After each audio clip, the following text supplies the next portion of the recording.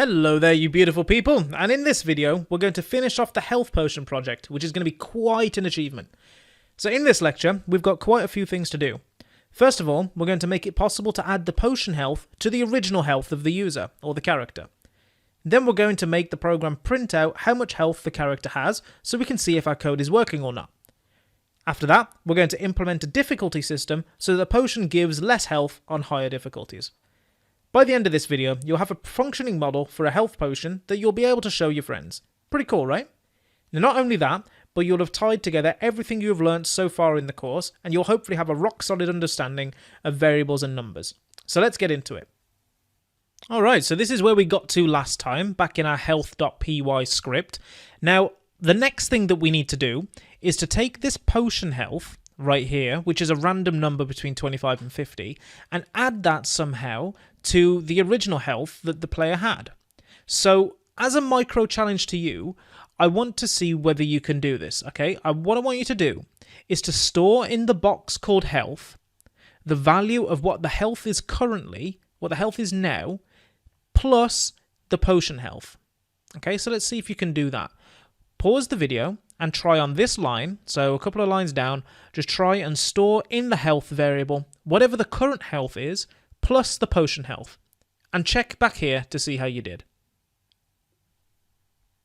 So how'd you get on? Did you manage it? Well, here's how I'd go about it. I'd type health equals health plus, let me shift my mouse, health equals health plus potion health.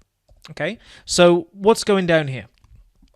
Well, we've got a box that's called health, and we're using the assignment operator to stick a new value in it. So what are we putting in? Well, we're taking whatever the value of health is now. So Python's going to look inside the health variable and see 50. So we've got 50 plus potion health. So let's say potion health was 30, for example. Python is going to evaluate whatever's on the right-hand side of the assignment operator and see 50 plus 30, and it's going to add those together to get 80 and store that back in the health variable. You can kind of overwrite a value using itself, which is pretty cool, right? Alright, so to check that everything is working correctly, we need to now print the new value of health onto the screen. So let's make this another micro challenge. I want you to figure out how to use Python's print function to print the new value of the character's health onto the screen. So go ahead and pause the video now and use the print function to print the health value onto the screen, and come back when you're done to see how you did. So how'd you get on? Hopefully it went well. Here's how I'd have done it. So we want to print the new updated value of health. So simply, I would have just typed print health. Now, there's one thing I want you to notice here. Can you see the way that the word print has gone purple? Well, just like import up here went yellow when idle showed us that it had a special meaning, likewise print has also gone purple to show that it's a built-in function. So when you see words go purple, that means they're a built-in Python function or a reserved word. So that's just idle letting us know that we spelt things right, or that we're doing things correctly. Now, up here, we kind of put the new value of health inside a box called health, didn't we? Now, to print that out, we just have to type the variable name. So Python's going to look inside the box called health, get the value, which let's say it's 70 or something, and when we print it, it's going to show up on the screen. So if I save this file by pressing Control and S, alternatively you can go File and Save if you're old school, and then we can click Run, and what we see is 97 pop up on the screen, which is pretty neat. So what happened was, our health started at 50, potion health became a random number between 25 and 50, which in this case I guess was 47, and we added that to the original health, so 50 plus 47 is 97, and we printed 97 to the screen. So that's pretty neat, right? So what have we got next? Right, the last thing we need to do is we need to make some kind of difficulty system. So what we want to happen, let me just close this here. What we want to happen is for the player to get less and less health at higher difficulties. Now, the simplest way that I can think of doing this is to create a variable called difficulty and set that equal to a value between 1 and 3. 1's going to represent easy because it's the lowest difficulty, 2's going to represent medium, and 3 is going to represent hard. Again, the thing that I'm trying to get across is the way that we're using variables to represent concepts in the real world. So you can see how useful numbers are, right? So let's make this step for now. As a micro challenge, at the top here, near where we've defined health, so let's say here, I want you to define a variable called difficulty and set it to easy mode by default. Okay, so just set it to easy mode using the number scheme we mentioned earlier. 1 being easy, 2 being medium, and 3 being hard. So create a variable called difficulty, set it to easy, and then come back to see how you did. So how'd you get on? Well, as we're setting the difficulty to easy mode, I'd do something like this. Difficulty equals 1.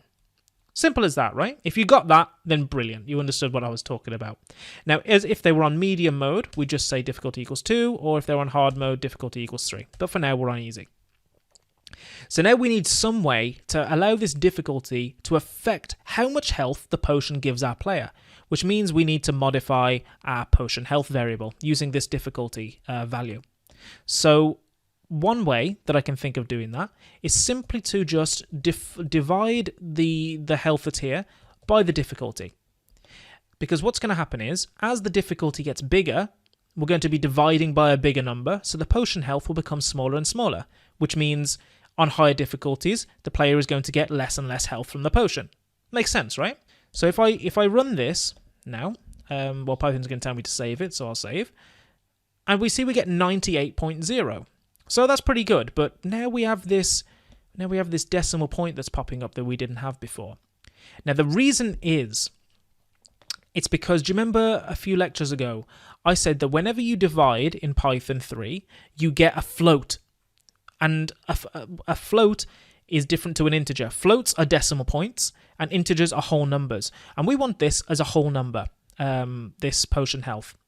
What we've got at the minute, we've got a float plus an integer, and that's going to give us a float because it can't lose the precision. It can't lose the decimal point values, so it needs to just add it. So what we need to do is we need to convert this value, whatever it is, into an integer. And the way we can do that is with something called casting. So casting is where basically you force a certain piece of data to become another type. So we want to force it to become an integer. So what I can do is I can type int, open the brackets, and now you can see actually that it's gone purple, just like print went purple down here, showing that we've got something right. And we're going to put inside the brackets all of this stuff. And what that means is that it's going to calculate potion health, just like before, and convert it into an integer. So now when I run that, you can see now, oh, they got the maximum health. Brilliant. So what that means is we now only get integers out because we got rid of the float in our calculation. You can convert between pretty much all kinds of compatible data types in Python, but for now, this is how you do integers, convert to integers. You can convert to floats as well using the float keyword like that. And what we can see is that as I increase the difficulty, say I give it to 3, and now it's on hard mode, what we're going to see is that on average, I mean, they did quite well there, 61. On average, they're going to get much lower than if I put the difficulty on 1. So now it's much more likely they'll do higher. So you can see they got 80 there, whereas before they only got in the 60 range. Awesome. We now have a fully functioning health potion with a swanky new difficulty system.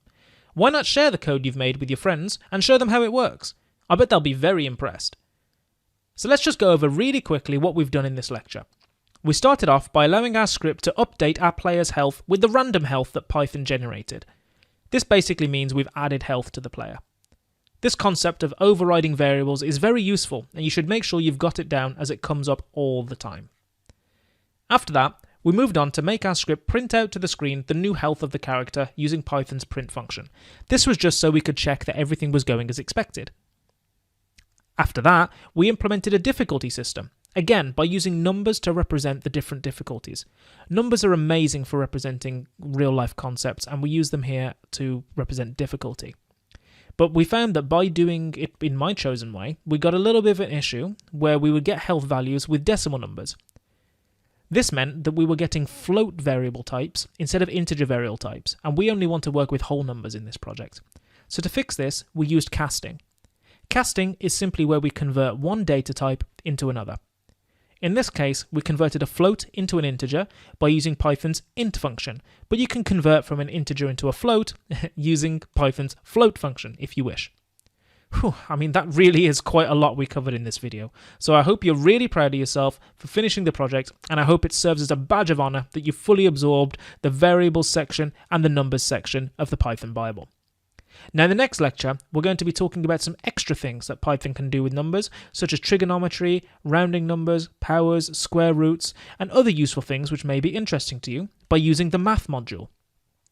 However, this lecture is optional, so take it if you feel like it, but if you're not particularly interested, then feel free to skip it and head over to the section review for a quick recap of what we've learned in this section. Either way, I'll be there, so I'll see you in the next video.